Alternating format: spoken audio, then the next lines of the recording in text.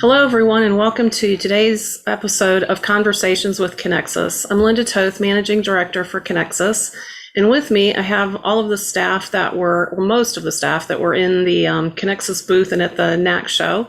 So we have David Azell. Hi, David. We've got Donna Perkins. Hi, Donna. Welcome. We've got Gray Taylor. Welcome. And I've got Clearly Silvera here as well. Welcome, Clearly. So today we thought we'd do a little bit of a recap on the NACS Show and talk about what things that we saw that we thought were cool or innovative. It was really great to see everybody at the NACS Show. There was a whole lot of people there that personally I hadn't seen in 2 years, so it was great to just catch up with people. And, with the masks on, a lot of people would walk up and say, "Hey, do you remember me?" And it's like, okay, let me think a minute, because with the mask on, sometimes it's hard to identify people. I don't know what others thought, but it was just really great to see all of our friends again. I don't know who wants to start. Maybe something that you saw that you thought was innovative or cool or that you really liked. I saw the self checkout where you don't have to scan the product. So I thought that was very innovative, very interesting, and I think it's the way going forward too.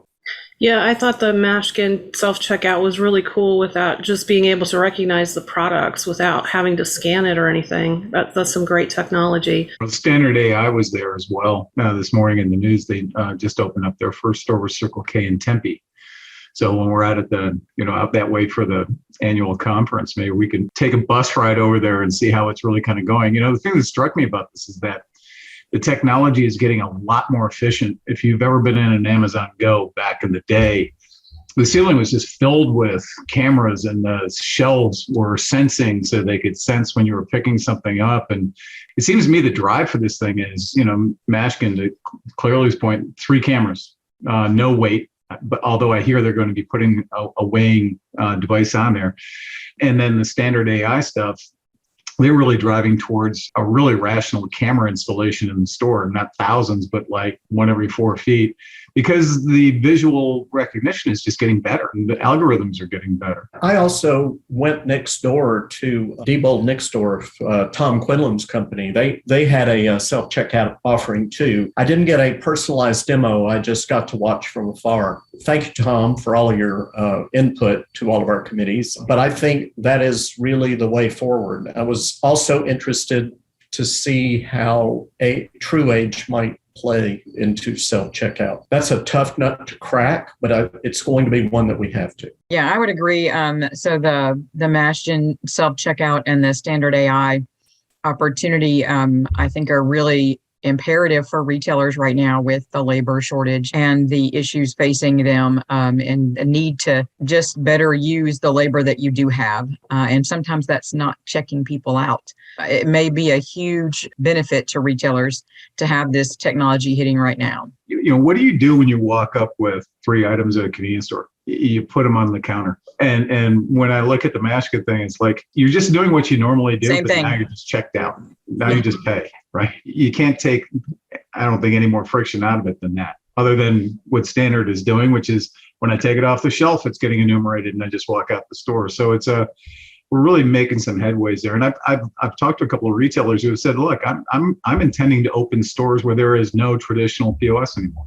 And I got a person who's floating between 4 or 5 of them, and that's it, which is kind of what Quick Check did when they introduced self-checkout. They always had a POS for checkout, but they had a concierge managing the self-checkout. So I saw some of the pumps, they have really large displays now, and I thought that was cool too. I think it will change how the convenience store looks like. Especially when it's getting darker, they have all that brightness coming from the displays. Not that they look bad, but I think they'll look more advanced, if you will. And I'm interested to see what will come out of that, how they're going to use all that, screen state, real estate now, if they're going to just do what they're doing now, or if they're going to have some sort of mechanism where you can purchase things from within the store, right? So it'll do some uplifting there.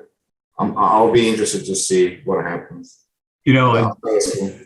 Kevin Smart's Texas Born opened up 2 months ago, and they've got the big displays on them, and they look fantastic. As driving by the road, just a lot of activity But to your point, they're not selling anything else. And, the holy grail, of course, is how do I convert that fuel customer into an indoor customer?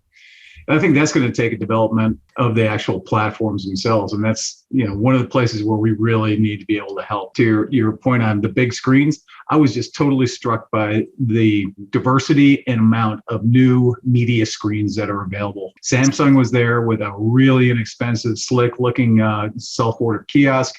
All the dispenser companies had big screens. Or 2 years ago, we saw that one door company that had the screens on the cooler doors. Now there's a couple of companies out there doing it. We got to wire the store digitally for all of these touch points and make them touch points, right? Why couldn't you use a dispenser to check out or even a cooler door? And that's going to be a big challenge for us to get going in the IoT workflows that we've got going. I think there's a lot of potential. Yep. Yeah, there's a lot of opportunity there, a lot of real estate to cover. I didn't get to see a demo on it, but I did see it running up and down the aisles. Pat Lewis's robot, Yeah. which was really cool. That was a very cool thing to see at the show. So I'm going to have to, see if they've got a demo recorded or something to check that out. Yeah. Next year, he needs to put ice cream in it. Totally. I did speak to him, and he thinks True Age is a winning addition for that robot. Being able to unlock the door with a True Age credential doesn't just prove that you're of age, it proves that you're the customer. There's a lot of really fantastic bleed over for that. So speaking of True Age, I know that was in our booth, but we had a lot of really good comments on that. A lot of people came by to see the demos. And so I think that was a cool thing, the whole concept of True Age and what we're doing there. Yeah, our partner, Minor Decliner, a really small company. The diversity of products that they have pushed it into, and they didn't even show half of it. What we saw was the wedge that goes against the POS. He had the standalone unit, and then he provided all the mobile units that were used in the day 3 changing of, chairman, where Kevin changed over to Jared Sheeler. Behind that, he also has building access. He has casino access. He's got all these things that he's been building around it. And it just is amazing what a small company can do with a really good concept and some tools that we provided them. I see that as really taking off as a mainstream product across all kinds of verticals, not just convenience. It's I would sort of not correct, but add, it's amazing what a small company can do when they don't have to worry about payment certification. And then Ray Huff, he brought his POS from Tenderfoot, but, same thing, had True Age integrated in 6 hours. He's deploying it in all of his retail locations, and everybody's now drawing straws to see who goes to the grand opening in Honolulu. His offering was actually really effective for me showing it to people, because the standard thing was I would show them the checkout process for age-restricted goods, and then I would look at them and I'm saying, you look like you've seen this before, right? And they would always say, well, yeah. I said, we've been doing this scanning driver's licenses for 15 years, right? And they'd say, yeah. And I say, well, here's what's different. And I could just go down the list of what was actually in True Age.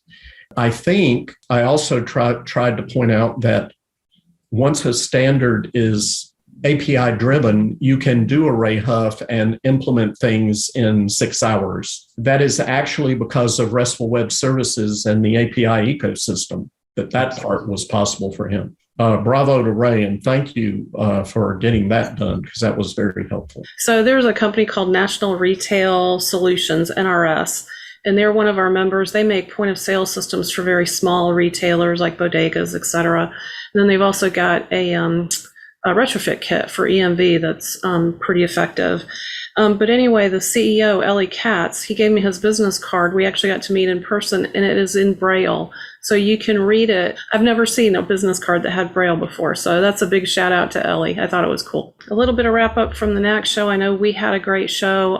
I hope that a lot of people were able to attend that are watching this and got something out of it. We had a cool webcam feed from the show on our website. So I hope if you weren't there in person, you were able to at least get a little bit of a glimpse into the booth and all of the activity that was happening.